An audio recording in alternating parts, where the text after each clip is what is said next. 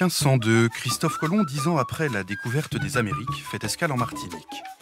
Les Indiens Taïnos lui ont parlé lors de ses précédents voyages de Madiana ou Madinina, une terre peuplée d'Amazones, l'île aux femmes.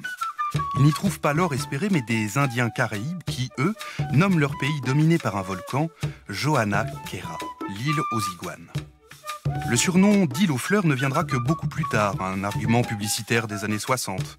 En effet, lors de l'escale de Colomb, la végétation couvrant le sol martiniquais n'avait pas grand-chose à voir avec celle que l'on peut admirer aujourd'hui. Plus de 90% des végétaux qui font l'enchantement des visiteurs n'existaient pas. Ils sont venus avec les navigateurs et les colonisateurs.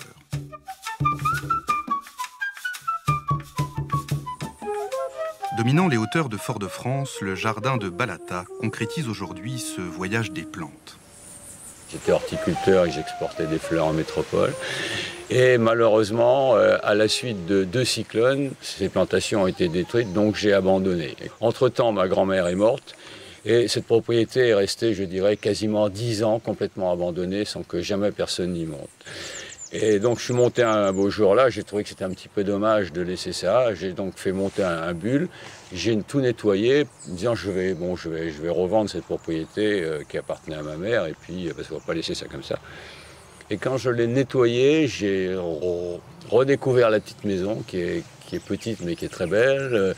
Et j'ai redécouvert la vue, le tout. Je me suis dit bah tiens, pourquoi je ne rachèterais pas ça? Et pourquoi je ne ferais pas mon propre jardin? Parce qu'entre-temps, j'avais une entreprise d'espace vert qui travaillait entre Guadeloupe, Martinique, Guyane, et puis je ramassais des plantes de partout, je voyageais beaucoup à l'époque. Je me suis dit, je vais me faire mon jardin. Puis l'idée a fait son chemin, et en fait, quand le jardin était terminé, je l'ai ouvert aux touristes 7 jours par semaine.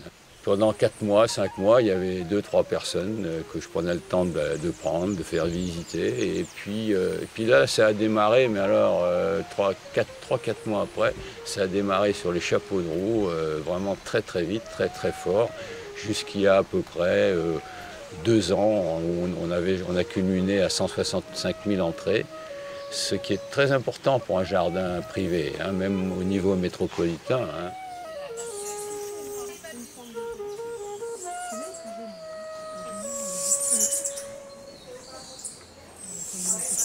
Elle est belle la fleur. L'esprit de ce jardin, c'était de recréer des ambiances différentes dans un endroit qui est relativement petit. Balatoa doit à peine faire 2 hectares, et encore, c'est pas sûr, mais on ne sait jamais très bien, avec la circulation que j'ai faite, on ne sait jamais très bien où on est, si c'est long, si c'est court. En fait, on revient toujours sur ses pas sans vraiment s'en rendre compte.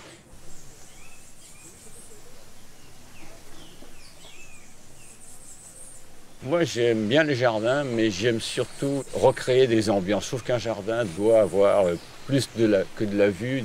On doit ressentir quelque chose comme ça, par la vue, par le sentiment, que simplement regarder des jolies fleurs ou des jolies plantes.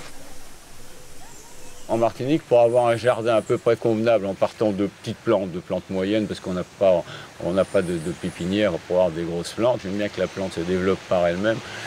Disons qu'il faut, entre le temps du jardin, il faut une bonne année selon l'état du jardin, et il faut au moins 2-3 ans pour que le jardin commence à ressembler à quelque chose, et il est beau au bout de 10 ans.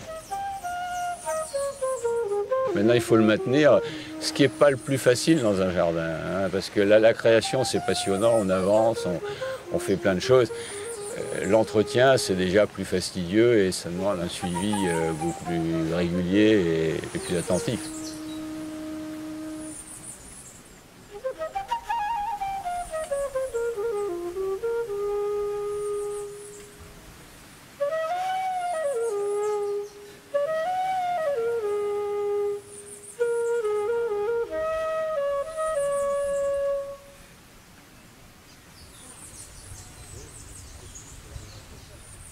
Les petites Antilles n'intéressent pas les Espagnols. Elles deviennent le repère des flibustiers corsaires et autres boucaniers. Ce n'est qu'au début du XVIIe que le royaume de France prend vraiment possession de ce bout de terre sous l'égide de Belin d'Estambuc. Fondé en 1637, Fort-Royal, aujourd'hui Fort-de-France, est d'abord une ville militaire qui vit paisiblement sur les bords d'une splendide rade.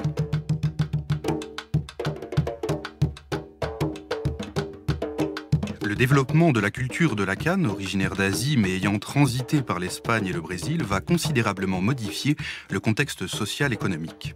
Le musée de la canne aux Trois-Îlets retrace cette histoire douloureuse. La Maison de la Canne, comme vous supposez, est un musée. Et c'est un musée qui existe depuis 1987 et qui est à mettre à l'actif d'une association qui s'appelle l'AMCA, l'association martiniquaise de la Maison de la Canne, et qui, à partir d'un projet pédagogique, a voulu montrer aux jeunes Martiniquais notamment leur histoire et leur patrimoine. C'est la raison pour laquelle, si vous avez été attentif, vous aurez vu à l'entrée de la visite du musée l'intitulé de la visite se présentant avec une terre, une plante, un peuple, le peuple martiniquais étant issu directement de la culture de la canne.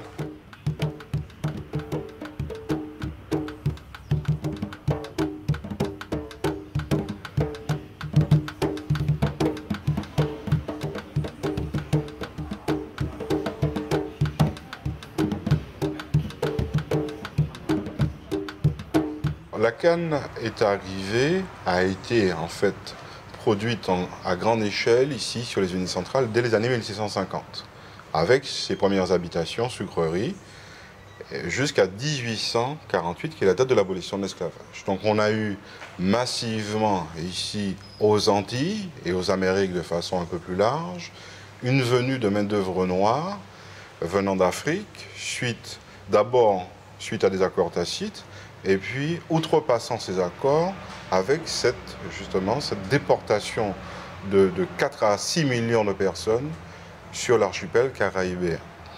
Donc tout était fait à la main, la coupe par les esclaves, le boyage au stade des moulins, qui étaient des moulins dits archaïques, avant à homme, à bête ou à eau, et puis la cuisson et la cristallisation que se chargeaient de réaliser ces esclaves en sucrerie 24 heures sur 24 sur cette période de la coupe de la canne qui allait de fin décembre à début juillet.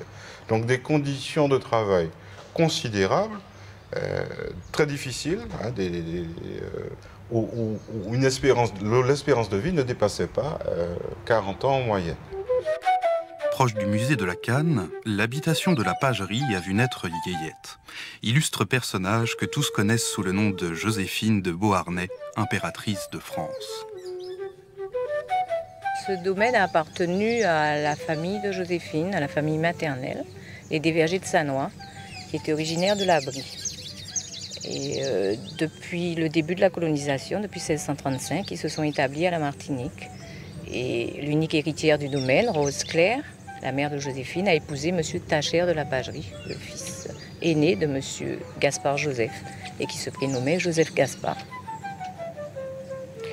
Et Rose Claire lui a donné 3 filles. Et ici, c'est le domaine de la petite Yéyette. C'était son surnom sur le domaine.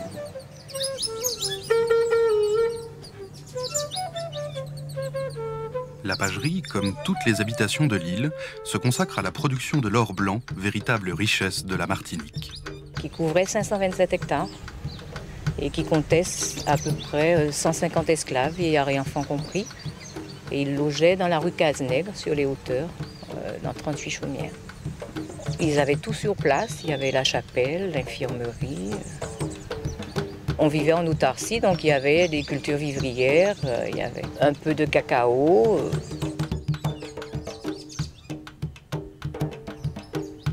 Un cyclone, phénomène naturel fréquent en Martinique, détruit l'habitation construite en bois. Avec les alizés, vous aviez la galerie périphérique et on tournait en fonction du soleil. Ce qui fait qu'on était c'était toujours bien ventilé, comme c'est vallonné, on avait toujours les alizés. Et la maison ayant été soufflée, ils ont trouvé refuge provisoirement à l'étage de la sucrerie. Mais le provisoire a duré 20 ans.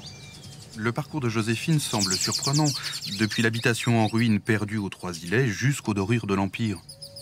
Elle est partie pour épouser un créole comme elle, un ami d'enfance, le fils cadet d'un gouverneur de la Martinique, Alexandre de Beauharnais, grâce à qui elle a fait son entrée dans l'histoire. Parce que sous l'Ancien Régime, il ne faut pas oublier qu'Alexandre a été secrétaire de l'Assemblée législative, il en a été le président. Lors de l'arrestation de Louis XVI à Varennes, c'est lui qui était le premier personnage de l'État. Et avec Madame Tallien, à l'occasion d'un dîner, comme c'était une intrigante, elle lui a fait faire la connaissance de Bonaparte. Et s'est dit qu'entre Iliens, il ne pouvait que s'entendre. Et c'est vrai, il est tombé sous les charmes. Et il a décidé de l'épouser en 1796, le 9 mars 1796. La Révolution a aboli l'esclavage en février 1794. Mais Napoléon le rétablit. Les Martiniquais reprochent à Joséphine d'avoir influencé le petit caporal. Venant de Bonaparte, est-ce possible de dire cela, hein? C'est sûr qu'elle s'en est réjouie, en tout cas, quand il a pris la décision. Mais qu'on puisse la charger, lui faire porter le chapeau, il y a quand même un grand pas. Mais pour nous, Martiniquais, c'est vrai qu'on fait des raccourcis et c'est plus simple de dire que c'est sous l'influence de Joséphine parce qu'elle était plus proche de nous. Lui, on ne l'a jamais vu, hein, il n'est jamais venu aux îles.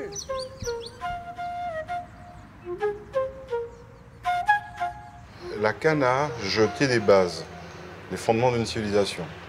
Donc d'abord par le biais de l'habitation, avec cette période esclavagiste, et puis dans un deuxième temps sur une autre unité de production que sera l'usine centrale. Alors, elle a façonné notre civilisation d'un point de vue économique, bien sûr, puisque c'est le but de la culture de la canne, c'est ce qu'on a appelé l'or blanc, mais de point de vue aussi humain, politique et social, avec des conséquences qu'on en retrouve jusqu'à présent, qui est cette venue en France métropolitaine de beaucoup de nos compatriotes à la fermeture de ces usines centrales. Donc elle a véritablement joué un rôle important, elle a façonné véritablement notre civilisation dès les années 1650, donc sur l'habitation, jusqu'à la fermeture des usines centrales vers les années 1955-1960. Il faudra attendre le 27 avril 1848 et la volonté de Victor Schœlcher pour que l'esclavage soit définitivement aboli. Mais la nouvelle condition des ouvriers ne s'améliore guère. Sous prétexte qu'ils étaient salariés, ces ouvriers sur les usines centrales, sur cette nouvelle unité de production, on va leur demander d'augmenter la cadence de travail. Donc de 200 pieds de canne qu'on demandait à un esclave de couper par jour, on leur demandera d'en couper jusqu'à 3 fois plus. Donc l'ouvrier qu'on veut sanctionner d'une certaine façon, on va l'inciter à la faute pour n'avoir pas à le rémunérer. Alors toutes ces mesures extrêmes vont favoriser les grèves de février 1900, du 8 février 1900 qui vont commencer du côté du François, de Sainte-Marie, pardon, se répandre sur toute l'île. Et puis, comme beaucoup d'événements sociaux, ça se termine dans un bain de sang. Et le 15 février, une semaine après, on arrive aux accords de Rivière-Salée, où on redéfinit la tâche de l'ouvrier, on augmente son salaire de 50% et on indemnise les familles qui ont perdu leurs proches au moment de ces révoltes. Donc ce qui, dans le contexte colonial de l'époque, est un progrès considérable dans les mentalités. En 1732, la canne à sucre occupait plus de la moitié des terres cultivables de la Martinique. 180 moulins à bêtes et 143 moulins à eau transforment 30 000 tonnes de canne à sucre.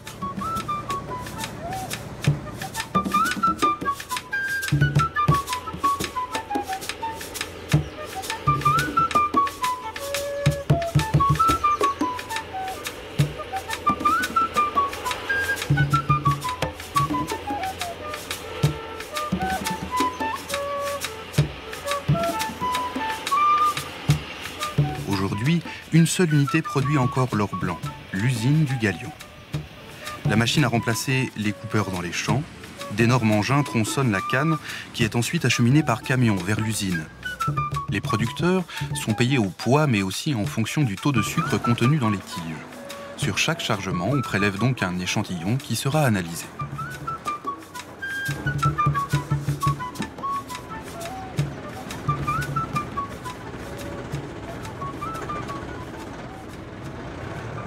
Les cannes sont broyées dans nos moulins.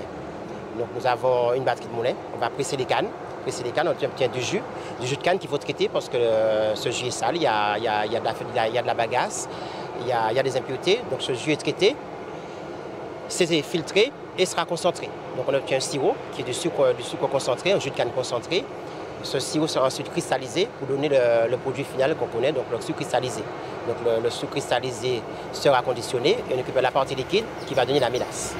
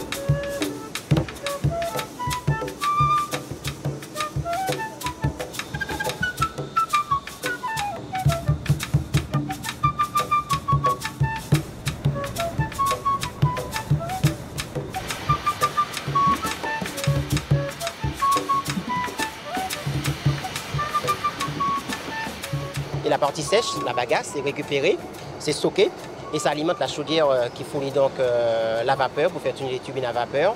Également qui fait tourner le turbo-alternateur pour la production de l'énergie électrique. Et également la vapeur, l'eau chaude dont on a besoin, et également pour la stérilisation. Également fournir la vapeur pour cristalliser, concentrer le sirop.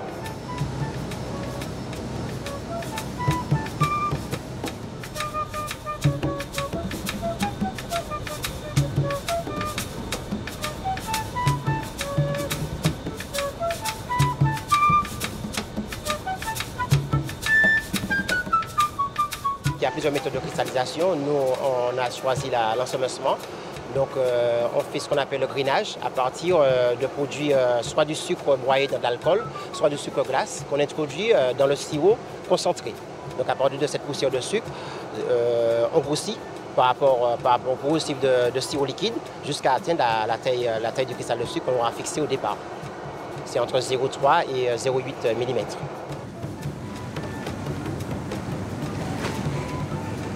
On est au marché local, donc on a à peu près 4500 tonnes de sucre conditionné, de sucre de bouche comme on dit, et 1500 tonnes pour les industriels.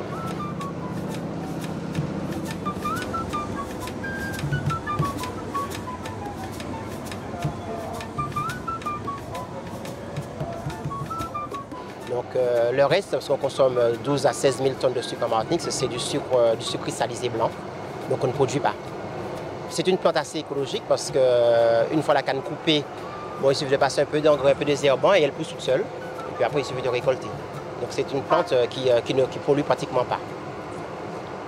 Suite à la fermeture donc, des sucreries, inutile de vous dire qu'à ce moment-là, le rhum est venu prendre le relais du sucre et a commencé à se faire connaître mondialement puisque c'est un rhum justement agricole qui se distingue de tous les rhums que l'on a sur beaucoup d'îles voisines et du continent sud-américain, qui sont des rhums dits de mélasse, des rhums industriels, faits à partir donc de la mélasse, hein, donc du sucre non cristallisé. Donc il faut d'abord faire le sucre, cette mélasse est récupérée, sera fermentée puis distillée, alors que nous avons la particularité de faire un rhum directement à partir du jus de canne et qui très tôt va prendre un certain essor, notamment grâce à l'attribution de l'AOC qui est relativement récente et qui date de novembre 1996 pour les rhums martiniquais. L'histoire du rhum commence avec un étonnant personnage, un curé bon vivant, le père Labat. Il met au point un procédé de fabrication et élabore dans ses vinaigreries les premiers tonneaux de rhum. La révolution industrielle du XIXe siècle permettra d'améliorer les techniques.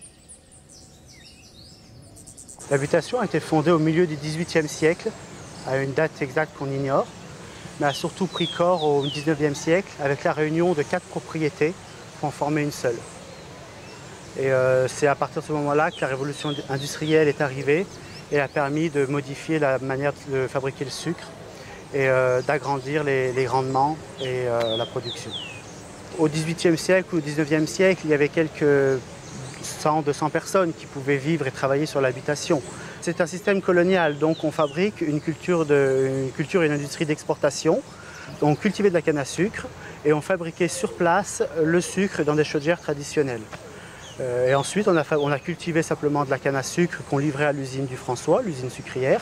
Et à partir de la Première Guerre mondiale, c'était du rhum agricole fabriqué à partir de la canne à sucre cultivée sur place. Et c'est toujours le cas ici, actuellement.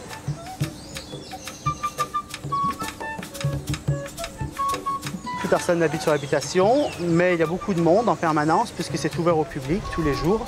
Et la maison créole, la maison du propriétaire, a été transformée en musée et classée monument historique. La maison créole a accueilli des hôtes illustres comme François Mitterrand et Georges Bush. L'habitation Clément a conservé son charme d'antan, protégée des ardeurs du soleil tropical par des arbres centenaires.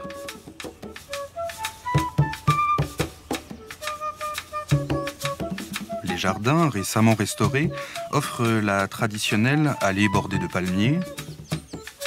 Un étang rappelle l'importance de l'eau dans l'activité sucrière. Un jeune verger permet de découvrir des fruits tropicaux, mangue, avocat, pommes cannelle, litchi, arbres endémiques des Antilles ou venus du monde entier. Les visiteurs peuvent parcourir les chais de conservation et l'ancienne usine sucrière.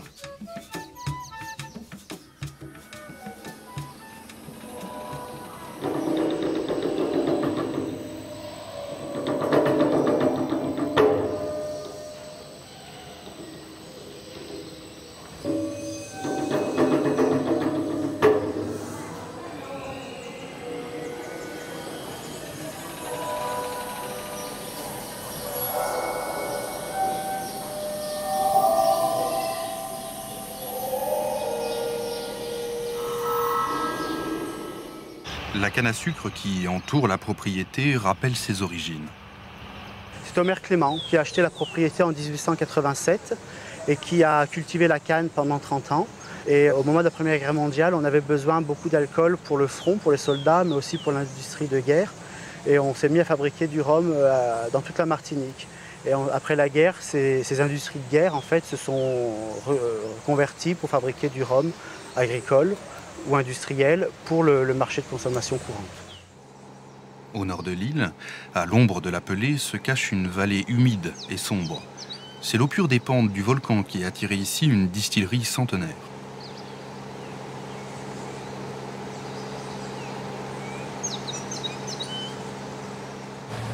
Sur les hauteurs, la coupe bat son plein. Les remorques se gorgent de l'herbe sucrée qu'elles déversent très vite dans le Conquet.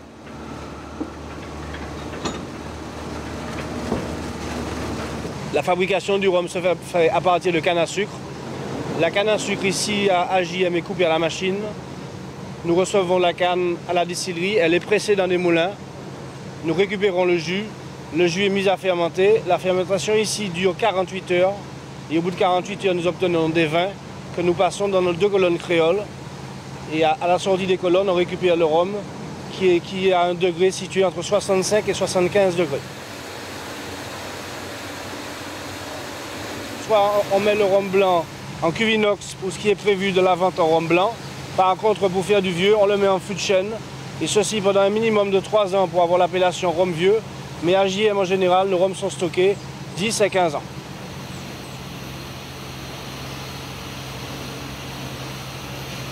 La qualité des rhums provient du terroir, de l'ensoleillement, des variétés de canne. Enfin, c'est très complexe, hein, de la fermentation, de la distillation, c'est tout un ensemble. Mais c'est très particulier parce que la Martinique est toute petite et vous constatez que tous les rhums de la Martinique ont un goût différent. Donc ça veut dire que chaque terroir a son compte. Toutes les distilleries de la Martinique utilisent la bagasse pour avoir d'énergie vapeur pour le moulin et la distillation.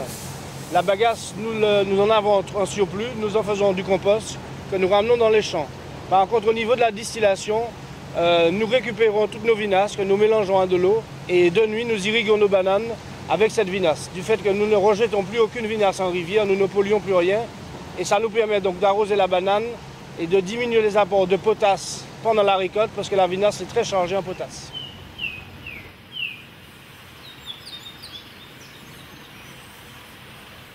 Il semble se confirmer que beaucoup d'exploitants de bananes, d'exploitation bananière qui s'étaient dirigés vers la banane au moment de la chute de la canne, reviennent vers la canne parce que justement, depuis l'attribution de l'AOC, c'est de demandes conséquentes qui se manifestent pour la production de rhum local. À consommer avec modération. Une recommandation que suivront bien sûr les touristes qui profitent toute l'année de l'agréable climat de la Martinique.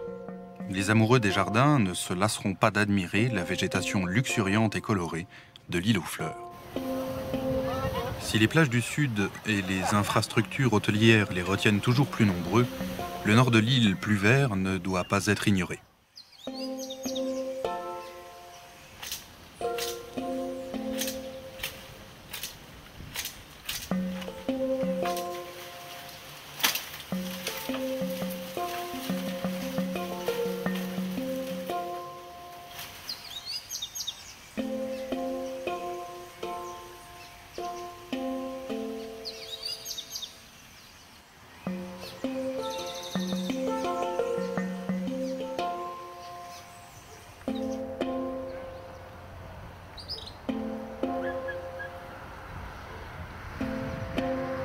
Saint-Pierre, première capitale de la Martinique coloniale, s'étire calmement au bord d'une splendide baie. Ce n'est pas la présence de l'Apelé qui inquiète. La tragédie du 8 mai 1902, qui a ravagé le Petit Paris, surnom de Saint-Pierre, ne se renouvellera pas. Le volcan est surveillé constamment, et les seuls nuages qui la couvrent sont ce chargé d'eau qui arrose régulièrement les carbets.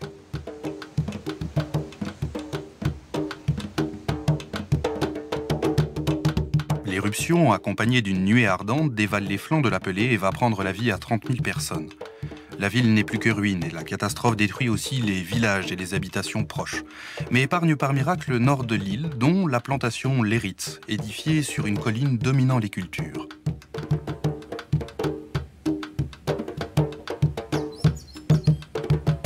La plantation L'Héritz est une des plus belles habitations de la Martinique. Elle a naissance en 1776 et elle est la plus grande habitation justement sur l'île de la Martinique. En tant qu'habitation, elle représente 500 hectares.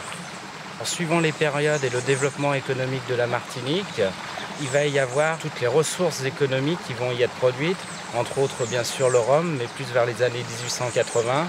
Et entre autres, on va trouver aussi le tabac, le manioc, bien sûr le sucre, puisque c'est une très grande habitation sucrière, et pour finir, jusqu'en 1970, la banane. Pour cette très belle habitation, son histoire, monsieur et madame de Lucie de Frossarieux repèrent cette ruine d'habitation, et en fait monsieur de Lucie travaille dans la banane et voit donc cette habitation et décide finalement de la transformer en hôtel-restaurant et parc botanique. Il va y avoir une évolution bien sûr structurelle et culturelle de la plantation. Tous les bâtiments en grande partie vont être rénovés et c'est ce qui fait son charme bien sûr, puisqu'on va retrouver cette sucrerie en état, cette distillerie en état, l'ancienne purgerie donc transformée en restaurant et la partie des cases bien sûr transformée en hôtel. Ce qu'il faut savoir sur la plantation L'Héritz, c'est qu'elle représente au jour d'aujourd'hui quand même 8 hectares, 1 hectare de bâtiment et 7 hectares de parc. On y recense 100 essences végétales différentes entre les arbres, les fleurs et les fruits et les légumes. Et bien sûr, nous avons ce fameux jardinier qui travaille ici à la plantation, Will Fenton, qui est un plasticien martiniquais, et donc où l'on peut retrouver son travail mis en valeur avec le musée des figurines végétales qui est au centre de la plantation.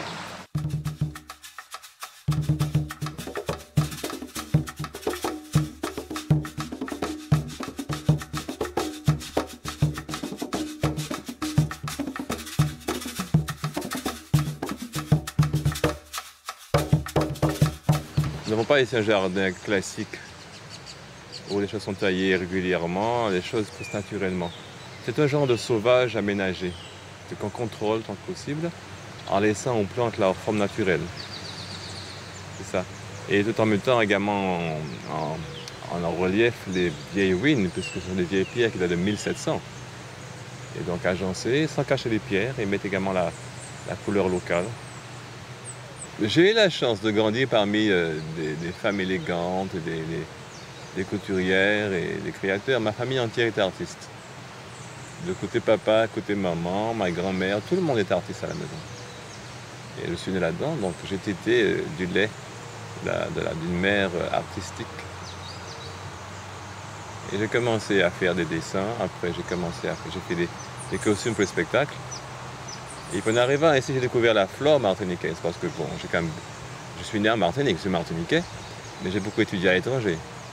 Et quand je suis arrivé ici, pour passer quelques jours seulement, j'ai découvert tout le panache de couleurs et j'ai essayé de faire quelque chose avec des plantes. Ça a marché. Je ramasse généralement mes plantes en me promenant, mais je les stocke quelque part et quand l'inspiration vient, je crée. Ou alors j'ai une idée, je cherche à quoi pourrait correspondre. Ça marche généralement. Ça prend combien de temps pour faire une figurine? C'est relatif, ça peut prendre un jour, 2 jours, 3 jours, ou bien prendre 1 mois ou 2. Tout dépend de l'inspiration, du modèle, de beaucoup de choses.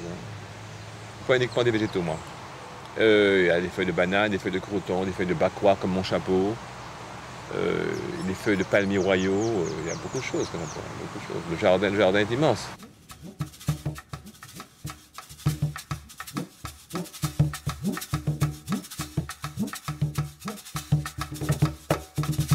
J'emploie des centaines de plantes. Il n'y a pas que des feuilles. Il y a des feuilles, des racines, des champignons séchés, des pelots de fruits, tout ce qui peut ressembler à la texture ou autre chose, et puis qui se conserve. Mais le choix est important. Hein. Mais très souvent des choses très très simples, qu'on ne regarde pas, qu'on voit, mais qu'on n'observe pas. La peau d'oignon, la peau d'ail, ça ne change pas de couleur, ça conserve très très bien. Et c'est très très bon. Je m'inspire de modèles connus, d'époques connues, ou alors je crée n'importe quoi. Je fais ce qui me vient par la tête. Je vois des gens, des amis ou des femmes qui passent et je les traduis à ma manière, en figurine. On ne sait jamais comme ça vient, vous savez. Hein. Ça vient comme... je ne peux pas expliquer. Je l'ai fait des centaines, des centaines.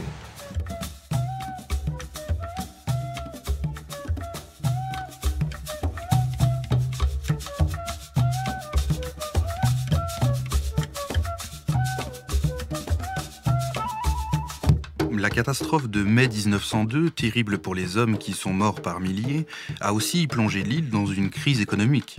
L'habitation Latouche, au Carbet, encaissée dans une vallée étroite, n'a pas échappé au gaz brûlant qui, tel un fleuve en furie, a semé la terreur et la mort.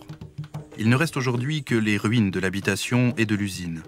Philippe Those a investi les lieux pour créer un jardin marqué par ce douloureux souvenir.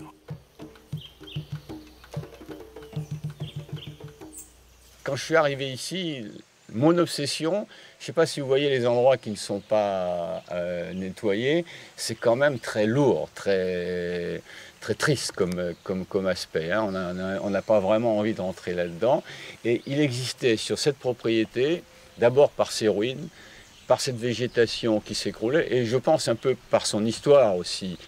J'avais une obsession, c'était d'enlever cette tristesse. Alors bon, il fallait vraiment nettoyer, énormément nettoyer, élargir sur les morts, donc un travail considérable. Et puis, deuxième impératif, et là je n'avais pas vraiment le choix, c'est qu'il fallait faire un petit peu quand même un aménagement floral autour de tout ça. Mais le problème, c'est qu'il n'y a que des ruines, c'est bien vu, c'est tout petit, donc il fallait faire des plantations, mais il fallait que les ruines ne soient jamais occultées par les plantations. Donc le choix était tout de suite fait, c'était des cactus. Hein.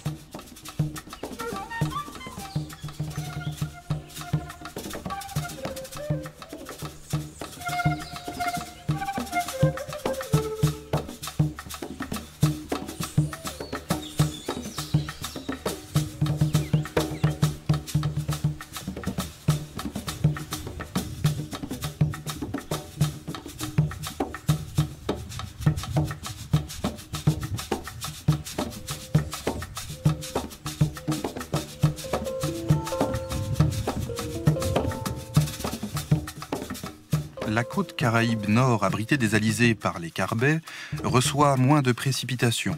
Par contre, les flancs sud de la Pelée, les villes d'Ajoupa-Bouillon et Morne-Rouge sont largement arrosées toute l'année. Les ombrages sur le site de la distillerie Viviès illustrent parfaitement la profusion végétale de la région.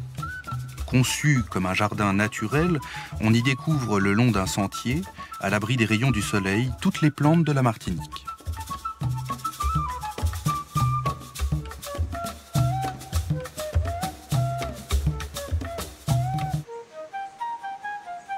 L'idée des ombrages était un lieu où l'on pouvait concilier économie et écologie. Et où l'on avait également, on pouvait concilier l'éducation à l'environnement et le loisir. Et où l'on avait également une petite idée de conservation. Parce que le jardin créole était comme un petit conservatoire où on avait des plantes typiques du jardin créole. Plantes de subsistance, plantes religieuses, plantes de santé, plantes...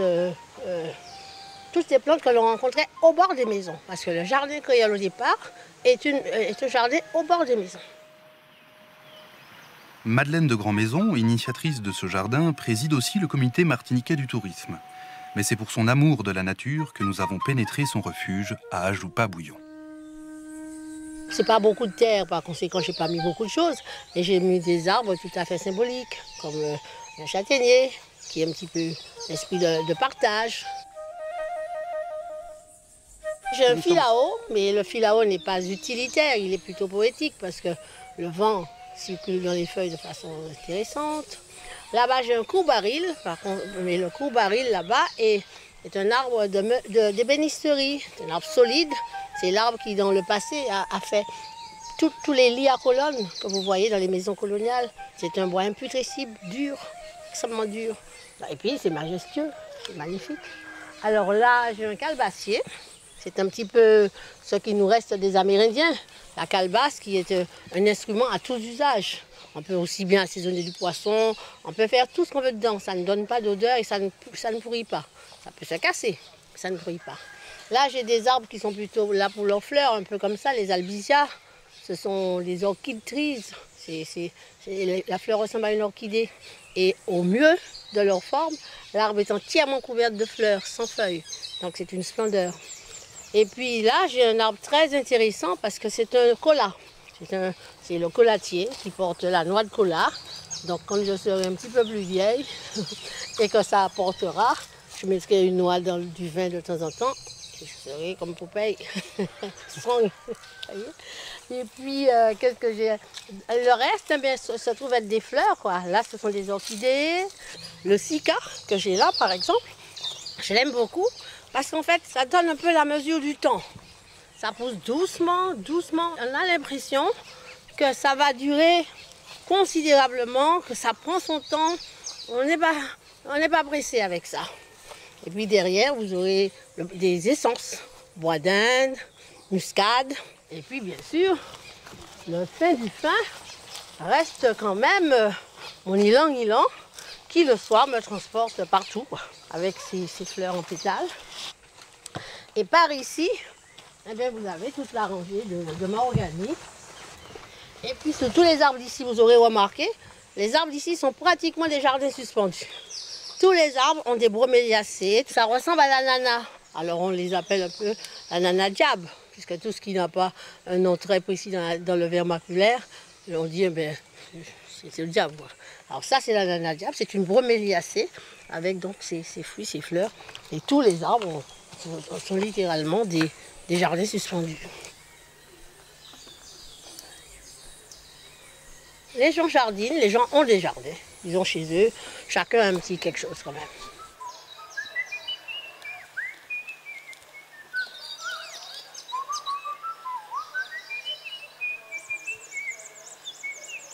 J'en ai assez pour m'en occuper la journée.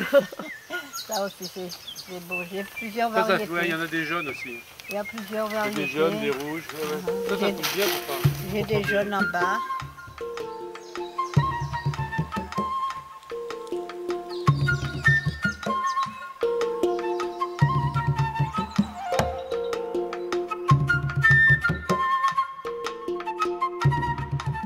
Les pépiniéristes et les jardineries se développent depuis quelques années.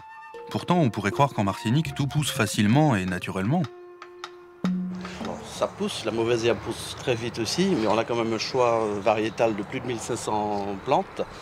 Et donc, il n'y a pas que les plantes qui poussent, les maisons poussent bien aussi ici depuis quelques années. Et les gens cherchent des plantes rapides d'une certaine taille, qu'ils ne trouvent pas naturellement dans le sauvage, quoi. J'ai pris le virus à l'âge de 15 ans et j'ai continué dans cette voie au niveau fleurs coupées. Et puis depuis une dizaine d'années, je me basculais en pépinière, plus en plantes qu'en fleurs coupées. Parce que la fleur coupée, le marché est tout petit ici et à l'export, on n'est pas compétitif et on a quasi abandonné tous nos marchés à l'export.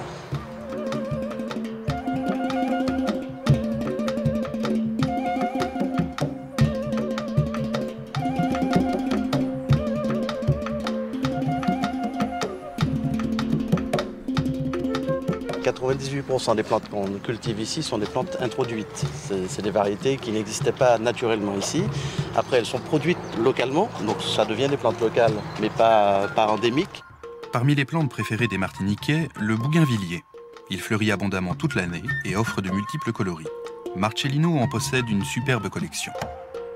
On avait une trentaine de variétés de bougainvillier ici, on en a plus d'une soixantaine aujourd'hui et on espère arriver à une centaine de variétés différentes. C'est une fleur tropicale, c'est originaire du Brésil. Ça fleurit beaucoup, ça fleurit tout le temps et c'est très coloré, ça plaît beaucoup ici.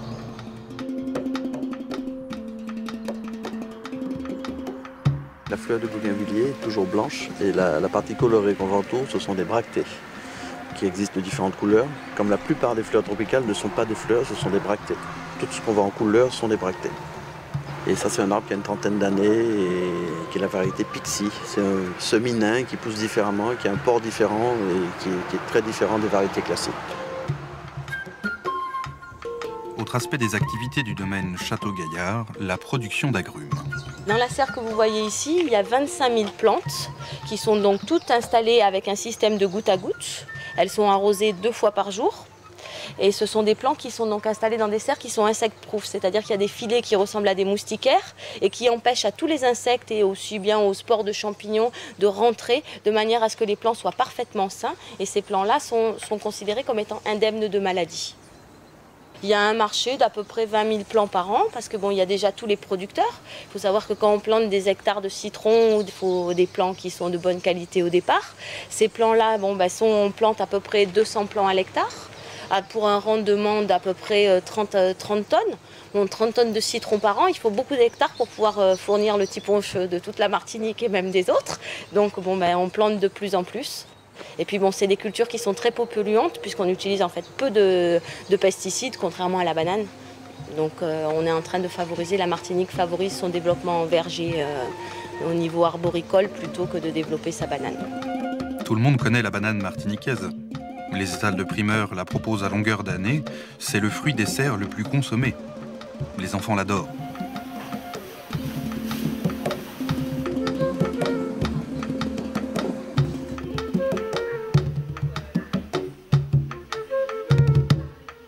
À Sainte-Marie, elle a même son musée.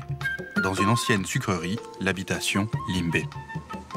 Le musée, on va dire que c'est carrément la grande bâtisse. Donc vous avez toute la partie lecture, histoire. Vous avez aussi un petit film qui vous retrace les gestes techniques qui se font au champ et au hangar de conditionnement. Et puis à l'extérieur, donc vous avez, je vais plus parler de collection d'espèces, d'environ 46 espèces que nous avons ici au musée de la banane. Et puis bien sûr, après la collection, une petite balade dans le jardin botanique. Le banane, c'est une plante herbacée qui, pour certaines variétés, 6 mois après la plantation, vous avez donc ce qu'on appelle la jetée, l'apparition du bourgeon floral. Le bourgeon floral, donc, il s'allonge et qui laisse apparaître donc, les rangées de fruits. 3 mois après l'apparition de votre bourgeon floral, vous avez donc votre régime qui arrive à maturité et que vous pouvez couper. Bien, cette partie-là, donc la gaine, on a l'impression que c'est un tronc. En fait, ce n'est pas un tronc, ce sont des feuilles imbriquées les unes dans les autres qui constituent en fin de compte ce qu'on appelle donc, le faux tronc, le pseudotronc. La tige se trouve dans le rhizome. C'est de là que tout part. Et même le bourgeon floral que vous avez là, il commence tout en bas, il monte tout en haut, et puis donc, vous avez donc, au sommet du bananier après. Le bananier émet un certain nombre de feuilles, environ 30 à 35, et ensuite après, donc, vous avez donc l'apparition du bourgeon floral. Ce qui se passe pour la constitution des fruits, c'est tout simple. Chaque banane, c'est une fleur avec donc, le pistil, étamine, etc. Mais sauf pour le cas du bananier, vous n'avez pas de fécondation. C'est l'ovaire de chaque fleur qui grossit anormalement et qui se transforme en banane. Les premières fleurs que vous avez tout en haut donc, vous proposent de belles grosses bananes. Et au fur et à mesure que le bourgeon floral s'allonge, vous avez donc la taille de vos bananes qui diminue. À un moment donné, vous avez ce qu'on appelle des bananes dites hermaphrodites, donc des toutes petites bananes qui ne vont pas grossir. Et à partir de ces bananes dites hermaphrodites, vous n'aurez que des fleurs, ce qu'on appelle des fleurs mâles. Donc des fleurs avec, comme je vous ai dit, un pistil et étamine, mais sauf que la taille de l'ovaire est trop petite, vous n'aurez pas de transformation en banane. Donc voilà comment ça se passe. Dans des cultures commerciales, dès que le régime est constitué, on coupe la partie mâle, des fleurs mâles entre guillemets, même si c'est improprement dit, et on laisse une toute dernière banane qu'on appelle un tire-sève, et ça permet donc d'irriguer l'ensemble du régime tout simplement. Le bananier ne donne qu'un régime. On coupe ensuite le tronc. À sa base se sont développés 5 à 6 rejets. On en sélectionne 1 ou 2, les plus vigoureux, qui donneront chacun quelques mois plus tard un nouveau régime. Donc le bananier se reproduit par multiplication végétative et non par voie sexuelle. Sauf, évidemment, il y a toujours l'exception, donc c'est les bananiers d'ornement qui ont adopté les 2 modes de reproduction, par multiplication végétative, mais pas aussi donc, par les graines que vous avez dans les fruits. Les graines qui sont fertiles que l'on plante pour avoir un autre bananier si on veut. On ne laisse jamais les bananes mûrir sur le bananier. Ce n'est pas très conseillé. Pour la simple et bonne raison, c'est que La transformation de l'amidon en sucre ne se fait pas totalement si le régime est encore sur pied. Il faut toujours couper, vous le laissez dans un petit coin et ça mûrit tout seul et ensuite vous mangez ça et c'est excellent.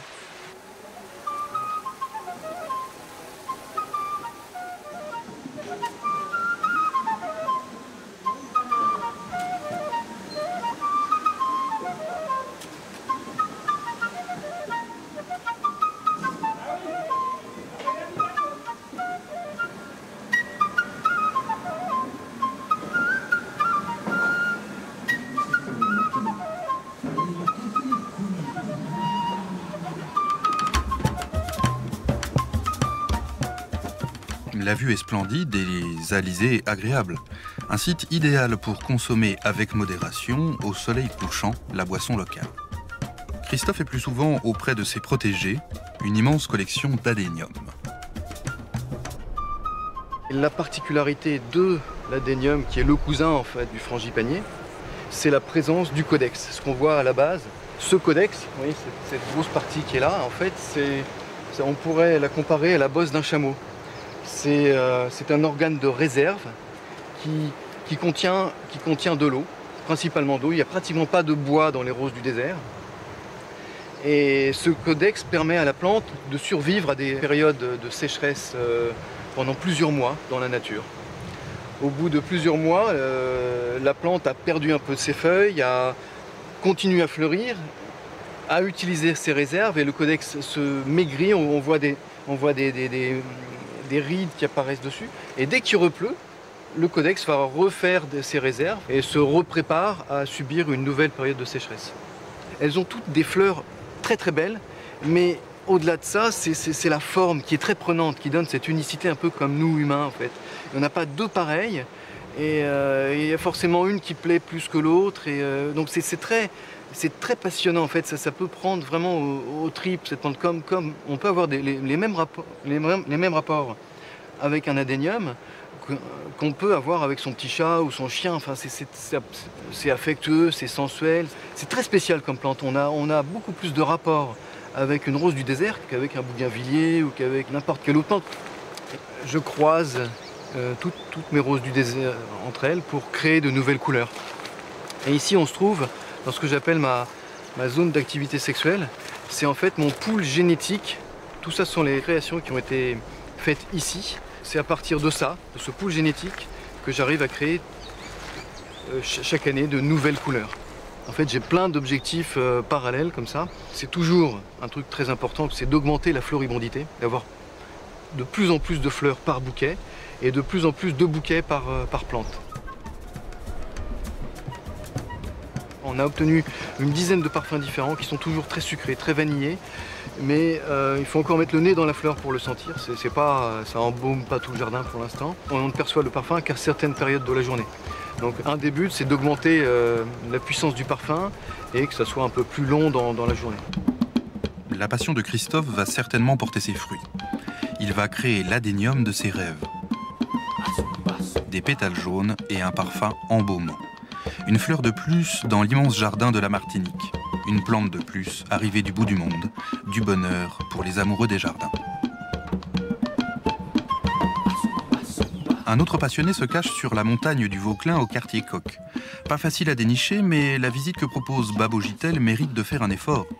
Il cultive toutes les fleurs tropicales que l'on trouve sur les marchés et qui feront la joie de vos amis à votre retour de vacances. Alpinia, Heliconia, Balisier.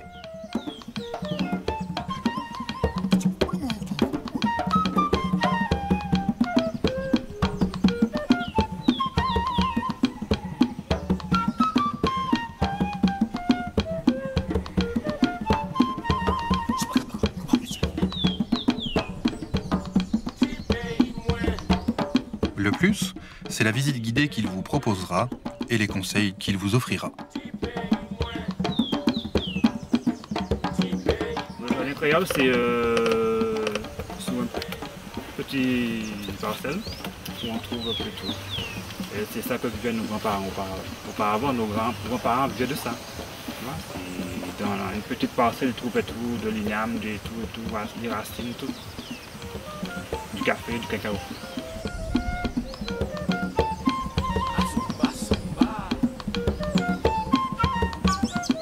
De retour chez vous, vous aurez peut-être envie de créer un jardin tropical. Mission presque impossible. On ne copie pas Madinina aussi facilement. Heureusement d'ailleurs. Cela vous obligera à venir ou revenir en Martinique.